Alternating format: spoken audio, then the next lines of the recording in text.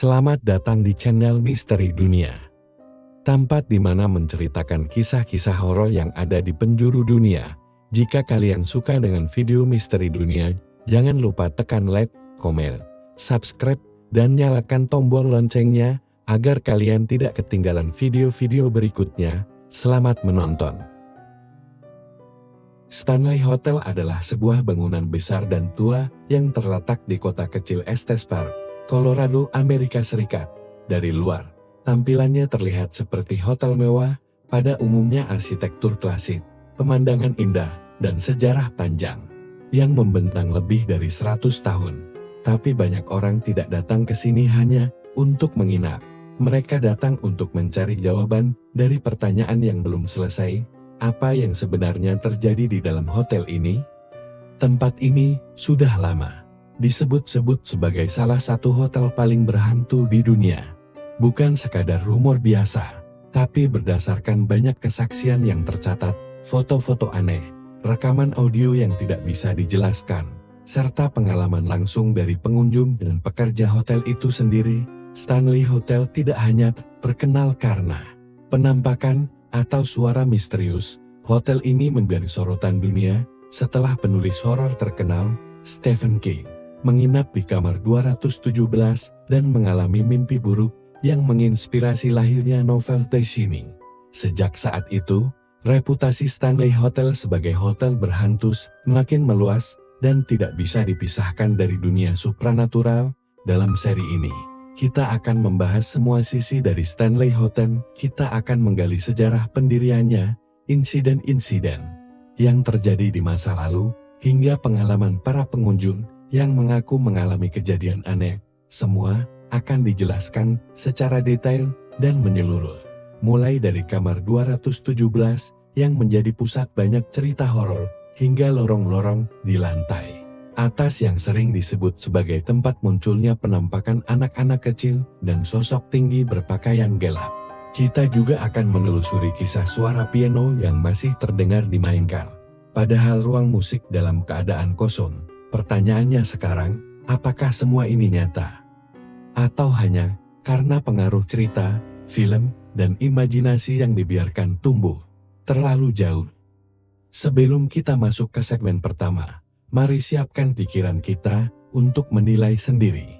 Apakah Stanley Hotel benar-benar tempat yang dihuni oleh sesuatu yang tidak bisa kita lihat? Ataukah semua yang terjadi di sana hanyalah akibat dari sejarah yang terlalu panjang dan terlalu kelam untuk dilupakan? Jangan berpaling, karena apapun yang akan kita temukan mungkin tidak akan bisa dijelaskan dengan logika biasa. Selamat datang di Misteri Dunia. Inilah kisah Stanley Hotel. Hotel di antara kabut pegunungan. Stanley Hotel di antara pegunungan Rocky yang menjulang bisu. Bangunan putih itu berdiri seperti menantang waktu dan kabut yang datang silih berganti. Dari kejauhan, ia tampak seperti istana megah dalam dongeng klasik. Tapi bagi mereka yang tahu sejarahnya, Stanley Hotel bukan sekadar bangunan tua berarsitektur kolonial. Ia adalah saksi, ia adalah penjaga, dan mungkin ia adalah penunggu itu sendiri. Hotel ini terletak di Estes Park, Colorado, sebuah kota kecil yang tampak tenang dan damai, hampir seperti dilukis dengan tangan yang penuh ketelitian. Namun siapa sangka, di tengah lanskap keindahan itu, berdiri sebuah tempat yang namanya kerap disebut dalam bisikan. Bukan karena keindahannya saja, tapi karena apa yang bersembunyi di balik keindahan itu. Dibuka pada tahun 1909, Stanley Hotel diciptakan oleh seorang pria bernama Freeland Oscar Stanley. Nama yang hingga hari ini masih diukir di gerbang utama bangunan. Seorang pengusaha jenius yang bersama saudaranya membangun kerajaan bisnis mobil uap Stanley Steamer. Di masa itu, mereka bukan sekadar tokoh penting industri Amerika, mereka adalah lambang kemajuan. Namun di balik kesuksesan itu, ada kisah sakit yang hampir mengakhiri hidupnya. Pada tahun 1903, Stanley divonis mengidap tuberkulosis, penyakit mematikan pada zamannya. Dokter tidak memberinya banyak harapan, tapi atas saran rekannya, Stanley melakukan perjalanan ke tempat terpencil yang konon udaranya bisa memperpanjang hidup. Ia memilih Colorado, dan itulah titik awal semuanya dimulai ketika tiba di Estes Park. Tubuhnya memang lemah, tapi udara pegunungan yang segar dan kering memberinya sesuatu yang tidak ia duga, harapan. Dalam waktu yang relatif singkat, kondisi fisiknya membaik, nafasnya kembali panjang, tenaganya pulih, dan untuk pertama kalinya, setelah sekian lama, ia merasa hidup. Sebagai bentuk rasa syukur, Stanley membangun hotel di tempat itu, sebuah tempat peristirahatan untuk kalangan elit dari pantai timur. Ia ingin tempat ini menjadi surga kecil, sebuah tempat di mana orang-orang bisa sembur, bisa tertawa, dan bisa beristirahat dari hiruk-pikuk kota besar. Dan memang, Stanley Hotel menjadi tempat mega listrik pribadi, telepon di setiap kamar, ballroom besar, dan aura musik yang penuh keindahan. Istrinya, Flora Stanley, bahkan membawa piano pribadinya ke sana dan memainkan musik klasik setiap sore di aula besar. Sementara matahari merambat turun di balik pegunungan. Namun, seperti banyak tempat yang terlalu indah, Stanley Hotel juga mulai dikelilingi oleh cerita-cerita aneh. Cerita yang awalnya hanya dianggap mitos, cerita tentang suara-suara di lorong yang kosong, tentang langkah kaki yang terdengar padahal tak ada seorang pun di sana, tentang piano yang berbunyi pelan di malam hari, saat tidak ada yang duduk di kursinya, cerita-cerita yang perlahan tumbuh menjadi legenda, dan disinilah kita memulai. Banyak yang bertanya, mengapa tempat ini? Mengapa Stanley Hotel? Sebuah hotel yang dibangun dengan semangat hidup dan rasa syukur, justru tumbuh menjadi salah satu hotel yang disebut-sebut paling berhantu di Amerika. Ada yang mengatakan, tempat ini menyimpan terlalu banyak kenangan, terlalu banyak energi yang tertinggal. Stanley dan Flora, meskipun sudah lama meninggal, disebut-sebut masih tinggal di hotel ini, tidak untuk mengganggu, tapi seolah menjaga. Tapi tidak semua cerita seindah itu, karena tak semua suara berasal dari masa lalu yang bahagia. Ada pula kisah tentang kamar tertentu yang tak pernah benar-benar sunyi, tentang pengunjung yang merasa diawasi, tentang mimpi buruk yang datang tiba-tiba. Meski siang hari begitu cerah, Stanley Hotel telah menarik perhatian banyak orang, dari penulis terkenal hingga pemburu hantu, dari turis penasaran hingga peneliti aktivitas paranormal, dan entah berapa banyak kamera yang telah mencoba menangkap sesuatu di lorong-lorong hotel itu. Dan entah berapa banyak yang berhasil. Tapi satu hal yang tak bisa disangkan, tempat ini hidup. Bukan seperti tempat biasa, bukan seperti hotel yang hanya menjadi ruang untuk tidur dan makan. Stanley Hotel adalah ruang untuk mengingat. Ia menyimpan sesuatu yang tak semua orang bisa lihat, tapi semua orang bisa rasakan. Kini, lebih dari 100 tahun telah berlalu sejak hotel ini dibuka. Tapi cerita-cerita itu belum pernah berhenti. Justru semakin sering terdengar laporan penampakan, pengalaman aneh, energi yang tak bisa dijelaskan. Semua itu terus terjadi dari kamar ke kamar, dari generasi ke generasi. Pertanyaannya, mengapa? Apakah arwah yang tinggal di sini belum siap pergi? Apakah hotel ini memiliki semacam daya tarik, semacam pintu antara dunia kita dan dunia mereka? Ataukah semua ini hanya permainan imajinasi, didorong oleh sejarah yang kelam dan film horor yang menjadikannya terkenal? Mungkin kita tak akan pernah tahu, tapi satu hal pasti. Stanley Hotel bukanlah hotel biasa, dan cerita yang menyelimutinya bukan sekadar dongeng. Ia adalah warisan dari masa lalu. Ia adalah cermin yang memantulkan lebih dari sekadar wajah. Ia adalah tempat di mana waktu tidak berjalan seperti biasanya, tempat di mana sejarah, mimpi, dan ketakutan bisa berdiri berdampingan di dalam satu lorong yang sama. Dan di balik semua itu, ada satu kamar yang kisahnya tak pernah selesai, satu kamar yang menjadi pusat dari banyak pertanyaan, kamar yang tidak pernah benar-benar kosong. Kamar itu bernomor 217, dan di sanalah segalanya dimulai. Kamar 217. Malam penuh teror. Kamar 217, di antara ratusan pintu yang berdiri sejajar di Stanley Hotel. Kamar ini adalah yang paling banyak dibisikkan namanya, bukan karena desainnya berbeda, bukan karena ranjangnya lebih empuk, atau karena pemandangannya lebih indah, tetapi karena kamar ini menyimpan sesuatu yang tak terlihat, namun terasa. Dalam sejarah panjang Stanley Hotel, tak ada ruangan yang lebih sering disebut-sebut, dicari, dihindari, dan dirindukan. Selain kamar 217, ia bukan sekadar kamar, ia adalah nadi dari seluruh legenda hotel ini. Untuk memahami kenapa, kita harus kembali ke satu malam, lebih dari satu abad yang lalu, pada tahun 1911. Pada masa itu, sistem kelistrikan di hotel belum stabil. Cuaca buruk menyebabkan jaringan utama terputus, maka pihak manajemen kembali ke metode lama, penerangan dan pemanas gas, dan di malam yang sepi itu, seorang pelayan wanita bernama Elizabeth Wilson berjalan menuju kamar 217, sama seperti malam-malam sebelumnya. Ia membawa lilin, daftar tugas, dan semangat kerja yang telah ia bawa sejak hari pertama. Elizabeth dikenal sebagai sosok setia dan penuh disiplin, pekerja keras yang tak pernah mengeluh. Ia hanya bertugas mengecek ruangan dan memastikan semuanya siap untuk tamu esok pagi. Tapi ada satu hal yang tidak ia ketahui saat itu. Terjadi kebocoran gas di kamar 217 saat ia menyalakan pencahayaan. Terjadilah ledakan. Ledakan itu merontokkan sebagian langit-langit, menghancurkan sebagian lantai, dan melemparkan tubuh Elizabeth ke bawah. Seluruh bagian hotel dikejutkan, pintu-pintu terbuka, teriakan terdengar, dan asap tebal memenuhi lantai 2. Namun, di antara semua kemungkinan terburuk, Elizabeth selamat. Tubuhnya luka parah, tapi jiwanya tetap utuh. Ia dilarikan ke rumah sakit, dirawat dengan penuh perhatian, dan beberapa bulan kemudian, ia kembali bekerja di hotel, dan sejak saat itu, nama Elizabeth Wilson tidak pernah benar-benar lepas dari kamar 217. Setelah ia meninggal, kamar itu seakan hidup dengan caranya sendiri.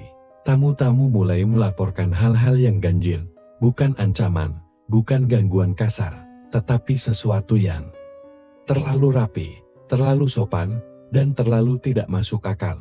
Banyak tamu bangun pagi dan mendapati koper mereka sudah dibuka. Pakaian dilipat, sepatu dirapikan, dan selimut ditarik sempurna, seperti baru dibereskan oleh petugas housekeeping. Masalahnya adalah, tidak ada petugas housekeeping yang masuk malam itu, dan beberapa dari mereka bersumpah telah melihat bayangan wanita tua berpakaian pelayan hotel berdiri di dekat jendela, memandang keluar, seolah menunggu seseorang kembali, atau mungkin tak pernah berniat pergi. Kamar ini mulai dikenal di kalangan karyawan sebagai tempat yang harus dihormati, tidak ditakuti, tapi dihormati. Tidak semua karyawan mau membersihkannya sendirian. Bukan karena kejadian aneh, tetapi karena perasaan seolah diawasi, bahkan suara langkah pelan yang tidak berasal dari kaki sendiri sering terdengar saat mereka berdiri membelakangi tempat tidur. Dan beberapa mengaku mendengar seseorang menarik napas tepat di belakang mereka. Tapi saat mereka berbalik, tidak ada siapa-siapa. Namun, cerita tentang kamar 217 berubah total ketika satu nama besar tertulis dalam daftar tamunya, seorang pria bernama Stephen King. Pada tahun 1974, King dan istrinya datang ke Stanley Hotel, yang kala itu bersiap untuk tutup musim dingin. Mereka satu-satunya tamu malam itu. Mereka diberi kamar 217. Menurut kisahnya, setelah makan malam dan berjalan di lorong-lorong kosong, King tertidur di kamar 217. Tapi malam itu, ia terbangun dari mimpi yang sangat mengganggu. Dalam mimpinya, ia melihat anak kecilnya dikejar oleh sesuatu yang tak kasat mata di lorong hotel. Ia terbangun dengan jantung berdetak cepat, dan di tengah malam yang dingin, di balkon hotel, ia mulai merancang apa yang kelak menjadi salah satu novel horor paling terkenal di dunia, The Shining. Kamar 217 menjadi sumber inspirasi utama. bukan hanya karena suasananya, tapi karena energi yang ia rasakan, terasa hampa, rasa kesendirian yang terlalu pekat untuk dianggap wajar, dan sensasi bahwa seseorang atau sesuatu tengah memperhatikan. Sejak saat itu, nama kamar 217 meledak. Para pemburu horor datang, pecinta kisah mistis berbondong-bondong memesan kamar itu, dan entah mengapa, semakin banyak yang datang, semakin banyak pula cerita yang lahir. Tamu dari berbagai negara melaporkan pengalaman yang hampir sama, perasaan berat di dada saat malam, mimpi buruk yang sangat nyata, suara wanita yang berbisik pelan dalam tidur mereka, dan sensasi dirapikan saat tidur. Ada seorang tamu yang menceritakan, ia tidur dengan koper terbuka dan pakaian berserakan. Namun saat bangun, semua sudah tertata rapin, bahkan dasinya dilipat dan diletakkan di atas bantal. Ia mengira petugas hotel masuk. Tapi rekaman CCTV menunjukkan, tak ada siapapun yang masuk sejak ia check-in. Lain waktu, seorang tamu wanita merasa dipeluk dalam tidurnya, bukan pelukan yang hangat, tapi pelukan yang penuh kesedihan, seperti seseorang yang sudah terlalu lama menunggu dan hanya bisa memeluk dalam diam. Ada pula yang mengaku melihat Eliza duduk di kursi goyang dekat jendela, menatap rembulan, lalu perlahan menghilang, tidak dengan lompatan, tidak dengan teriakan, tapi menghilang seperti kabut yang memudar saat matahari terbit. Dan setiap cerita itu membuat kamar ini semakin kuat dalam legenda, bukan karena teror yang menyeramkan, tapi karena kehadiran yang terlalu nyata untuk diabaikan. Namun dari semua cerita yang pernah ditulis, direkam, dan dibicarakan, tak satu pun bisa menjelaskan secara pasti mengapa kamar ini, mengapa Elizabeth tidak pernah meninggalkan kamar 217, dan mengapa setiap orang yang masuk ke kamar ini keluar dengan mata yang berbeda. Ada yang mengatakan, kamar ini adalah simpul antara dunia kita dan dunia yang lebih sunyi, bahwa ledakan di tahun 1911 membuka celah tipis, tempat kenangan, dan jiwa tak tenang bisa bertahan sedikit lebih lama. Yang lain mengatakan, Elizabeth tidak pernah merasa trauma. Sebaliknya, ia menganggap kamar ini sebagai bagian dari tugasnya, dan dalam pikirannya yang abadi, ia masih bekerja. Kamar 217 bukan tempat berhantu. Kamar 217 adalah tempat dijaga, dan siapapun yang masuk ke dalamnya harus siap untuk dilihat kembali oleh mereka yang tak bisa meninggalkan masa lalu. Pertanyaannya adalah, jika kamu masuk ke kamar itu malam ini dan mendengar langkah pelan di ujung tempat tidurmu, akankah kamu membuka mata atau berpura-pura tidur dan berharap pagi segera datang? Karena satu hal yang pasti, di Stanley Hotel, tidak semua malam diciptakan untuk tidur, dan tidak semua kamar diciptakan untuk ditinggalkan.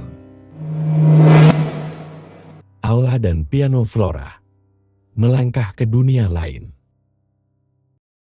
Ada ruang tertentu di Stanley Hotel yang tak bersuara, namun tidak pernah benar-benar sunyi, tempat yang diciptakan untuk keindahan, tetapi kini bergema oleh sesuatu yang tidak bisa dijelaskan, sebuah aula, megah, dan sepi, yang di dalamnya sebuah piano tua duduk dengan sabar, seolah menunggu seseorang datang dan menyentuh nada-nada yang telah lama tertahan. Itulah aula musik Stanley Hotel, dan di sanalah cerita tentang Flora Stanley terus hidup. Flora bukan sekadar istri dari pendiri hotel, Freelan Oscar Stanley. Ia adalah jiwa dari tempat ini. Di balik semua inovasi dan arsitektur megah yang diciptakan oleh suaminya, Flora lah yang menaburkan keanggunan dan kehangatan ke dalam dinding-dinding hotel. Ia membawa pianonya dari jauh, bukan piano sembarangan, grand piano berkilau, hitam, besar, dengan dentingan nada yang bisa meresap ke dinding dan jiwa siapapun yang mendengarnya. Setiap sore, Flora akan duduk di aula di depan piano itu dan memainkan lagu-lagu klasik dengan jari-jarinya yang lembut, Chopin, Liszt, Schumann. Melodi yang merambat pelan, jatuh di atas kursi-kursi kosong, menyapu tirai, dan mengisi udara dengan rasa rindu yang tak bisa diucapkan. Bagi para tamu kala itu, momen Flora memainkan piano adalah waktu paling sakral. Suara pianonya bukan hanya musik. Itu adalah doa yang tak memakai kata-kata, doa yang mengisi ruang, menenangkan hati, dan membuat semua orang merasa pulang. Tapi waktu berjalan, tubuh menua. Flora Stanley akhirnya pergi.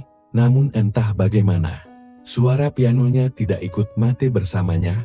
Hari-hari berlalu, dekade berganti, dan aula itu tetap sunyi. Tapi di malam-malam tertentu, ketika semua orang sudah tidur, ketika lorong-lorong hanya diterangi cahaya temaram, piano itu kembali berbicara. Bukan pertunjukan, bukan konser, hanya satu nada atau dua, dentuman lembut seperti bisikan yang ragu-ragu, nada pendek, seakan sedang mencoba mengingat lagu yang sudah lama terlupakan. Dan tak ada siapapun yang duduk di kursi pianonya. Staf hotel yang bekerja hingga malam hari sering melaporkan kejadian serupa. Beberapa dari mereka mendengar nada-nada aneh saat melewati aula, tapi saat mereka masuk untuk memeriksa ruang, itu kosong, dan piano tetap tertutup. Seorang petugas malam bahkan pernah bersumpah mendengar seluruh bait lagu dimainkan perlahan.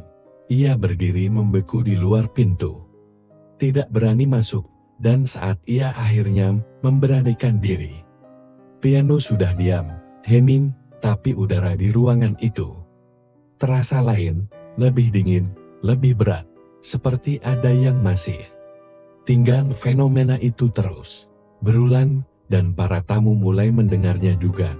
Beberapa tamu wanita melaporkan mendengar melodi samar, seolah berasal dari aula, padahal aula sedang terkunci. Ada juga yang mendengar suara kursi kayu digeser pelan, seperti seseorang baru saja duduk di depan piano. Tetapi yang paling menggetarkan adalah penampakan. Banyak pengunjung dan staf mengaku pernah melihat sosok wanita tua berpakaian era awal abad ke-20. Berdiri di sudut aula, wajahnya teduh, matanya tertuju pada piano. Ia tidak bergerak, tidak bicara, hanya berdiri, seolah mendengarkan sesuatu yang tidak bisa didengar oleh orang lain. Sosok itu tidak datang dengan teriakan atau kejut, ia datang dengan keheningan, dengan lembut, dengan aura yang menyentuh. Para pemburu hantu yang pernah merekam aktivitas di aula melaporkan frekuensi suara yang tak bisa dijelaskan. Rekaman audio menunjukkan suara seperti tuts ditekan pelan. Salah satu perekam bahkan menangkap desahan napas sangat lembut, seperti napas seseorang yang baru saja selesai memainkan lagu penuh kenangan. Namun yang menarik, tidak satu pun dari laporan itu menyebutkan rasa takut yang nyata. Kebanyakan justru merasa dilindungi, diperhatikan, disambut. Flora Stanley bagi banyak orang bukanlah roh penasaran, ia bukan bayangan mengganggu, ia adalah penjaga. Penjaga keindahan yang pernah ia taburkan dalam musiknya, penjaga kenangan yang tidak ingin dilupakan. Ia tetap duduk di depan pianonya, walau tubuhnya tak lagi ada, karena jiwanya masih di sana. Dan mungkin di balik aula yang hening itu, masih ada konser-konser kecil yang dimainkan dalam keabadian. Konser untuk mengenang cinta, konser untuk mengenang rumah, konser untuk mengenang masa ketika musik adalah bahasa yang melampaui batas kehidupan. Sebagian percaya piano itu hanya alat, benda mati, kayu dan dawai. Tapi mereka yang pernah mendengar dentingannya saat malam benar-benar sunyi, percaya sebaliknya, piano itu adalah pintu, dan setiap nada yang dimainkan adalah kunci yang menghubungkan dua dunia. Mereka bilang, jika kamu duduk sendirian di aula saat jam menunjukkan pukul 2 dini hari, dan kamu memejamkan mata, kamu bisa mendengar bisikan di antara dentingan, bisikan tentang kehilangan, tentang cinta, tentang waktu yang menolak berjalan. Itulah aula musik Stanley Hotel, tempat di mana Flora masih memainkan lagunya, bukan karena terpaksa, tapi karena ia memilih untuk tetap tinggal, karena ia belum selesai, dan mungkin Tidak akan pernah selesai. Jika suatu hari kamu menginap di hotel ini, dan kamu melewati aula tua yang gelap itu saat malam. Berhentilah sejenak, dengarkan, dan jika kamu cukup beruntung, kamu mungkin akan mendengar satu nada dari dunia yang lain. Penunggu koridor. Anak kecil dan bayangan tanpa wajah. Ada satu lantai di Stanley Hotel yang tak pernah benar-benar tidur, meskipun tidak ada langkah kaki terdengar. Meskipun lampu sudah diredupkan. Meskipun koridornya tampak seperti lorong hotel biasa. Lantai 4 menyimpan sesuatu yang tak bisa dijelaskan dengan logika. Lorongnya panjang lurus, cahaya temaram dari lampu gantung tua menetes perlahan di dindingnya yang pucat. Pintunya berjajar rapat, bernomor rapi, seperti mulut yang tidak ingin bicara, tapi malam selalu tahu cara membuat lorong itu bernyanyi dengan suara-suara yang tidak seharusnya ada, dengan tawa yang tidak berasal dari manusia hidup.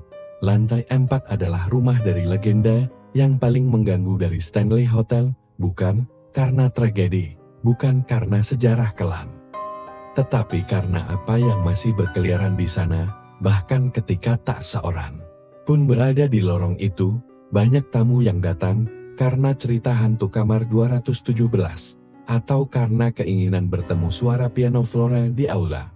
Tapi tak sedikit yang menginap, dan kemudian terbangun di malam hari, mendengar sesuatu yang membuat darah mereka membeku perlahan, tertawa, tawa anak-anak kecil, suara riang, ringan tapi datang dari lorong kosong, tidak hanya sekali. Bukan suara samar dari mimpi, bukan suara TV dari kamar sebelah, tapi tawa yang melengking di udara, menggema sebentar, lalu menghilang. Mereka yang cukup berani untuk membuka pintu kamarnya sering melihat dua sosok kecil berlari cepat di ujung lorong, tersenyum, tertawa, berlarian seperti sedang bermain petak umpet, tapi yang membuat semuanya menjadi dingin adalah kenyataan bahwa saat itu tak ada tamu anak-anak yang menginap di hotel, dan ketika staf mengecek daftar tamu tidak ada keluarga, tidak ada anak-anak, hanya orang dewasa, dan lorong yang kembali kosong. Tapi cerita tak berhenti di situ. Beberapa tamu lain, khususnya mereka yang menginap di kamar 401,407 atau 428, melaporkan penampakan yang jauh lebih mengganggu. Sosok tinggi, diam, berjas hitam, ia berdiri di ujung lorong, tidak bergerak, tidak menatap. Karena wajahnya tidak pernah terlihat, beberapa mengatakan tubuhnya tinggi dan kurus, terlalu tinggi untuk ukuran manusia biasa. Posturnya seperti penjaga tua dari zaman dahulu, tapi tidak ada detail wajah, seolah kabut menyelubungi kepalanya, seolah ia bukan daging, tapi bayangan yang memakai baju manusia. Ia tak pernah berjalan, tak pernah berbicara, tapi cukup dengan berdiri diam. Ia telah membuat banyak tamu menutup pintu mereka rapat-rapat, dan tidak pernah membukanya lagi sampai pagi. Ada tamu wanita yang bercerita, malam itu ia kembali ke kamarnya sendirian setelah turun ke lobi. Lorong tampak kosong, tapi saat ia membuka pintu, ia menoleh, dan di ujung lorong, sosok tinggi itu berdiri. Ia tidak melihat wajah, tapi tubuh itu tidak bergerak sedikit pun, hanya berdiri, seperti menunggu, atau mengawasi, atau mungkin tidak hidup. Wanita itu mengurung diri semalaman, ia tak bisa tidur, dan besoknya ia check out lebih awal, dan bukan hanya mata manusia yang menyaksikannya. Beberapa tahun lalu, kamera CCTV Stanley Hotel yang dipasang di salah satu sudut koridor lantai 4 menangkap sesuatu. Pada pukul 2.33 menit pagi, sebuah bentuk kabur melintas. Cepat, terlalu cepat untuk manusia berjalan, terlalu ringan untuk memiliki berat, dan anehnya, tidak ada sensor gerak yang aktif. Pihak keamanan hotel meninjau ulang rekaman itu berkali-kali. Tidak ada tamu yang lewat, tidak ada staf, tapi rekaman itu ada. Dan selama 1 menit setelahnya, sensor suhu menunjukkan penurunan drastis di sepanjang koridor. Beberapa ahli paranormal kemudian diundang. Mereka memasang alat pengukur medan elektromagnetik, sensor gerak, dan pencatat suhu, dan malam itu alat-alat itu bereaksi. Nada pendek terdengar dari alat EMF setiap kali tawa samar terdengar, dan pada titik-titik tertentu di lorong. Suhu turun hingga mendekati beku. Namun tidak ada penampakan visual. Seorang penyelidik yang sudah 20 tahun menelusuri lokasi-lokasi berhantu menulis satu kalimat setelah kunjungan itu di Stanley Hotel. Yang paling menyeramkan bukan suara, tapi kehadiran yang kamu tahu ada, tapi tak bisa kau lihat. Lalu muncul pertanyaan, siapakah anak-anak itu? Apakah mereka dulunya tamu hotel yang tinggal selamanya? Atau apakah mereka adalah energi tak bernama, sisa dari sesuatu yang jauh lebih dalam? Dan pria berjas hitam itu, apakah dia adalah pelayan dari masa lalu, ataukah sosok yang tidak pernah menjadi manusia sama sekali? Pertanyaan-pertanyaan itu terus hidup, menyusup ke celah pintu, menempel di suara langkah malam, menjelma dalam mimpi-mimpi yang terbangun setengah sadar. Mereka tidak datang untuk menyakiti, tapi mereka hadir untuk diingat, karena lorong di lantai 4 bukan lorong biasa. Ia adalah tempat di mana dimensi bertumpuk, di mana tawa bisa berasal dari masa lalu, dan keheningan bisa diisi oleh mereka yang tak pernah benar-benar pergi. Jika kamu berjalan melewati lantai 4 suatu malam, dan kamu mendengar suara tawa anak kecil, jangan panik, jangan berhenti, dan jangan lihat ke belakang, karena suara itu mungkin bukan hanya suara. Dan jika kamu melihat sosok tinggi di ujung lorong, berdiri diam, tanpa wajah, tanpa kata, maka saat itu kamu tidak sendiri. Stanley Hotel tidak hanya menyimpan kenangan, ia menghidupkannya, dan di lantai 4 setiap malam, kenangan itu masih berjalan, masih tertawa, masih menunggu.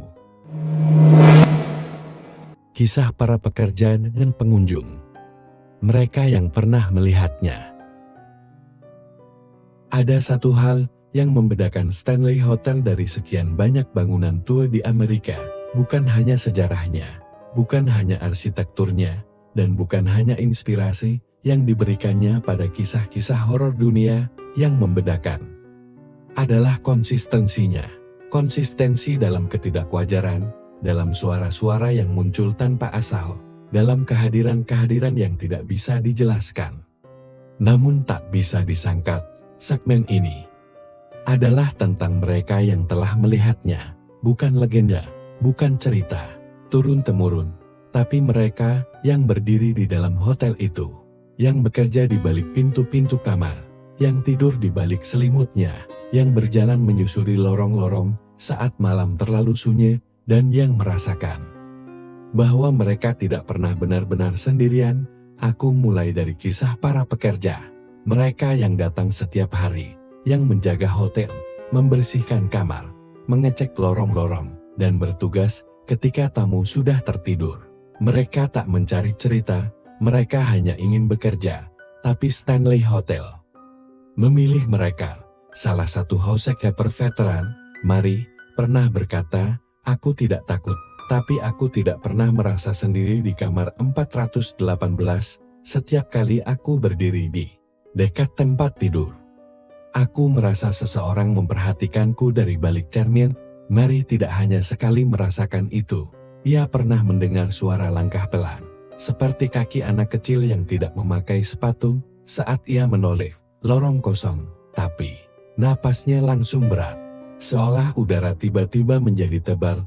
Kemudian ada kisah dari seorang staf malam bernama Leo, tugasnya sederhana, memeriksa setiap lantai sebelum hotel benar-benar sunyi. Suatu malam, ia mendengar ketukan 2 kali, 3 kali. Ketukan dari kamar 324 saat ia menghampiri dan membuka kunci master. Kamar kosong, lampu mati, tidak ada tamu, tidak ada suara. Tapi saat ia berbalik, pintu tertutup sendiri. Leo tak pernah menginjakkan kaki ke lantai 3 lagi di malam hari. Ia meminta dipindah ke shift pagi. Kemudian ada suara-suara bukan sekadar langkah. Tapi tangisan, seorang staf keamanan bercerita, suatu malam sekitar pukul 1.15 menit, ia mendengar suara tangis pelan dari kamar 412, tangisan perempuan. Lilin tercekik, seolah sedang menahan rasa kehilangan yang tak tertahankan. Ia pikir tamu mengalami masalah. Jadi ia mengetuk, tidak ada jawaban. Ia panggil lewat radio, resepsionis mengatakan, kamar itu kosong, belum dipakai, kunci kamarnya masih di meja depan. Ia membuka pintu. Tidak ada siapa-siapa, tapi suara itu terus terdengar. Walau tak berasal dari arah manapun, seolah meresap dari dinding itu sendiri. Kini mari beralih ke para tamu, para pengunjung yang datang dengan harapan sederhana, liburan, ketenangan, nostalgia film The Shining, atau hanya penasaran. Namun, mereka pulang dengan mata yang tak sama, karena mereka melihat, mereka mendengar, dan mereka merasa bahwa di Stanley Hotel, tidur bukan sekadar menutup mata. Seorang pria muda bernama Andrew menginap sendirian di kamar 401. Malam pertama biasa saja, malam kedua ia merasa tidak bisa tidur, bukan karena suara, bukan karena panas, tapi karena ia merasa sedang ditonton. Ia berbalik ke sisi kiri, kosong, ke sisi kanan, kosong. Ia bangkit dan memeriksa lemari, bawah tempat tidur. Semua kosong, tapi perasaan itu tidak pergi. Dan saat ia mencoba tidur kembali, ia merasakan sesuatu menekan kakinya dari ujung ranjang. Seolah seseorang duduk, tidak berat, tapi cukup untuk membuat kasur tenggelam sedikit. Ia tidak menjerit, tidak melompat, ia hanya diam dan menunggu pagi datang. Keesokan harinya, ia meminta pindah kamar, tanpa banyak bicara. Lalu ada seorang wanita bernama Teresa, datang bersama suaminya. Ia tidak tahu apa-apa tentang sejarah Hotham, tidak tahu kisah-kisah hantu. Ia hanya menyukai bangunan tua. Malam pertama, ia bangun jam 2 pagi, karena mendengar suara musik piano, lembut, terlalu halus untuk speaker, seperti seseorang benar-benar memainkan tuts dengan cinta dan kehati-hatian. Suaminya tidak mendengar, tapi ia terus mendengarkan sampai suara itu menghilang perlahan. Esok harinya, mereka pergi ke aula, dan ia menunjuk ke piano tua di sudut, lalu berkata pelan, "Itu suara yang aku dengar tadi malam." Staf hanya menatapnya, lalu tersenyum, dan tidak berkata apa-apa. Sekarang, kisah dari para pemburu hantu. Mereka datang dengan alat, dengan kamera, sensor EMS, pengukur suhu, perekam audio. Mereka datang bukan untuk percaya, tapi untuk menguji. Salah satu tim paranormal terkenal dari Colorado menginap selama 3 malam di Stanley Hotel. Mereka menempatkan kamera di kamar 418,217, 401, aula, dan koridor lantai 4. Pada malam kedua, kamera menangkap pintu lemari yang terbuka sendiri. Tidak cepat, pelan, seolah tangan tak terlihat membuka dari dalam. Sensor EMF mereka menunjukkan lonjakan besar di dekat tempat tidur kamar 217, saat tidak ada satupun orang di sana, dan perekam audio menangkap suara kecil yang berbisik pelan, sangat pelan, tetapi bisa terdengar dengan jelas. "Apakah kamu mendengarku?" Mereka menyimpulkan bahwa Stanley Hotel adalah salah satu lokasi dengan aktivitas supranatural paling konsisten di seluruh negara bagian, tapi bukan bukti yang membuat Stanley Hotel istimewa.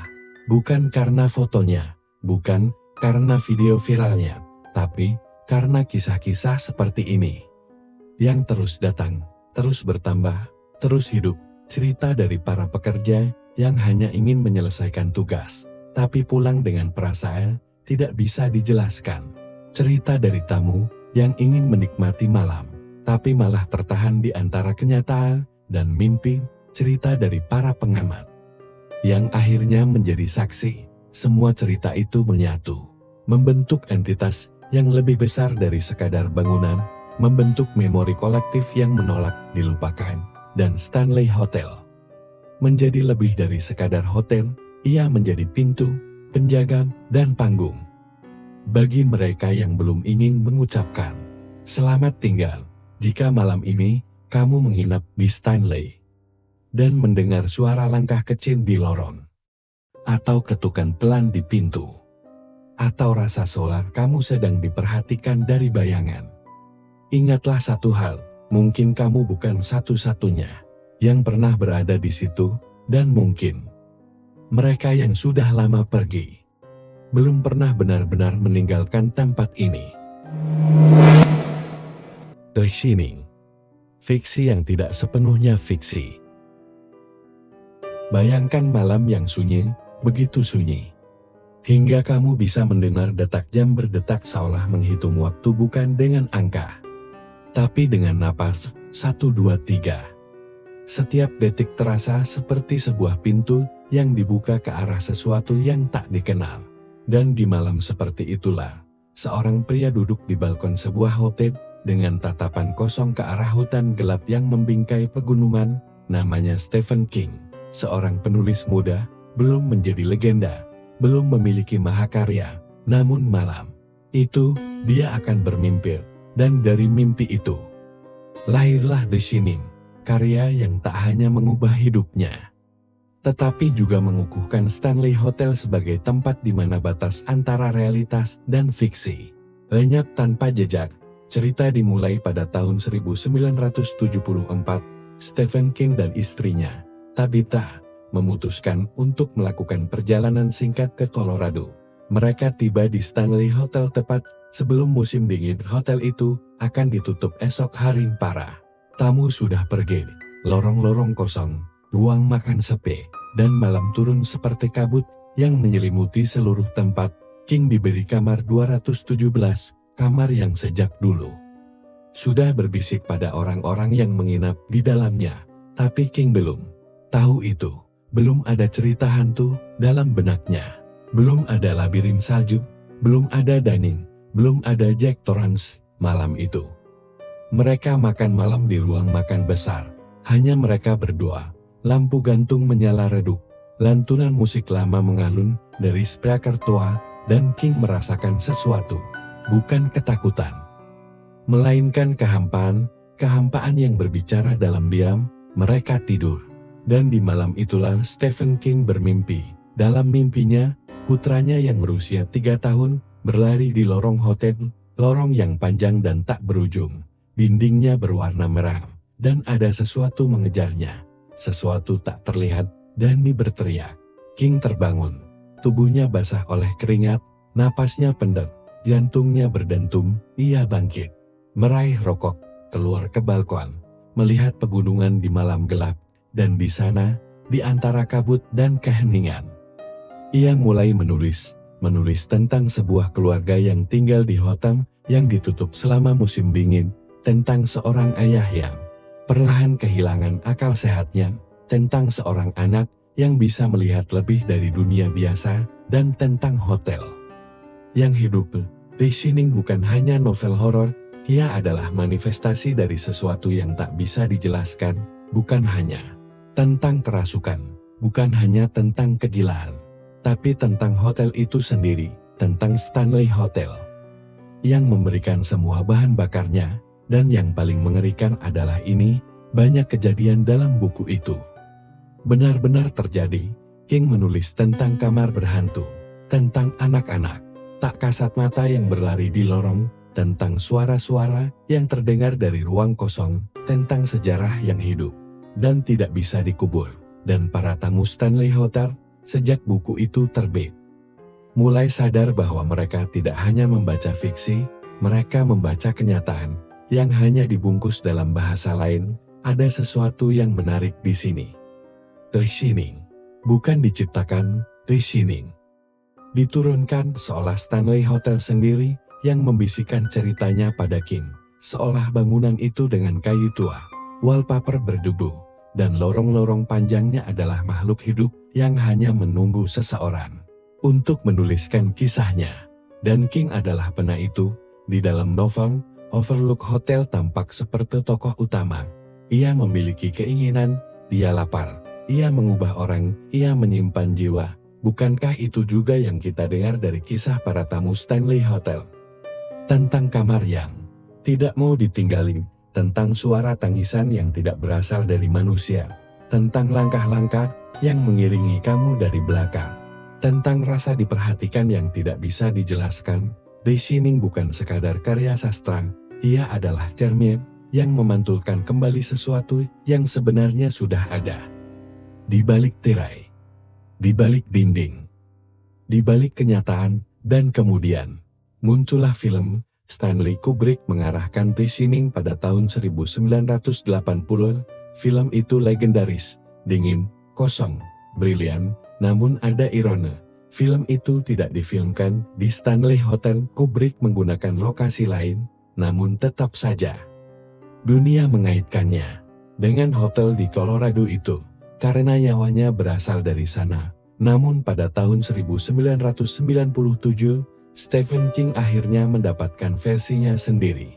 Mini-seri The Shining disyuting langsung di Stanley Hotel, dan saat itu, untuk pertama kalinya, fiksi dan kenyataan bersatu secara fisik. Menjadi cerita. Menjadi set, bayangkan, kru film syuting di kamar yang benar-benar berhantu. Pemeran dan berjalan di lorong yang memang pernah menjadi tempat tawa anak-anak hantu Jack Torrance. Menjadi nyata. Di tempat di mana mimpi itu pertama kali lahir, tapi pertanyaan sebenarnya bukan tentang fiksi dan fakta, pertanyaannya adalah, apakah Stephen King benar-benar menulis The Shining? Atau hanya menyalin sesuatu yang sudah ada? Mungkinkah Stanley Hotel sendiri yang menulis kisah itu, menggunakan King sebagai perantara? Mungkinkah semua suara-suara dari masa lalu?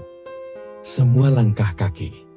Semua bisikan malam, semua itu sedang mencari cara untuk dikenang, dan mereka menemukan seorang penulis dalam dunia spiritual. Ada konsep yang disebut resonansi tempat, teori bahwa bangunan tertentu bisa menyimpan emosi kenangan, trauma, bahwa ketika tragedi terjadi berulang, ruang itu merekam, dan suatu saat ia memutarnya kembali.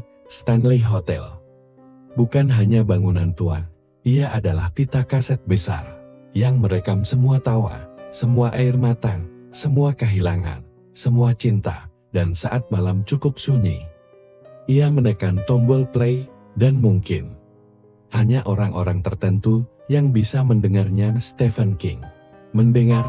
Akhirnya, The Shining memberikan sesuatu yang tak ternilai. Ia membawa Stanley Hotel ke mata dunia. Ribuan orang datang, bukan untuk liburan, bukan untuk mewah, tapi untuk menyentuh dindingnya, melihat lorong-lorongnya, merasakan kehadiran yang hanya bisa dirasakan jika kamu benar-benar percaya. Dan Stanley Hotel tidak mengecewakan. Para pengunjung masih mendengar piano Flora, masih melihat anak kecil berlari, masih merasa ada yang memperhatikan di malam buta, dan di kamar 217. Orang masih bermimpi aneh. Masih merasa tempat tidur mereka tenggelam oleh berat tubuh yang tidak terlihat. Masih mendengar ketukan dari dalam lemari.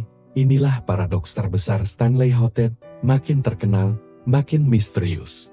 Makin banyak yang datang, makin besar kekuatan yang terbangunin. The Shining adalah cermin besar yang diarahkan ke hotel itu, dan kita hanya bisa melihat bayangan kita sendiri di baliknya. Bayangan ketakutan, bayangan kehilangan, bayangan rumah yang memanggil dari sisi lain. Maka jika kamu bertanya, apakah The Shining hanya fiksi?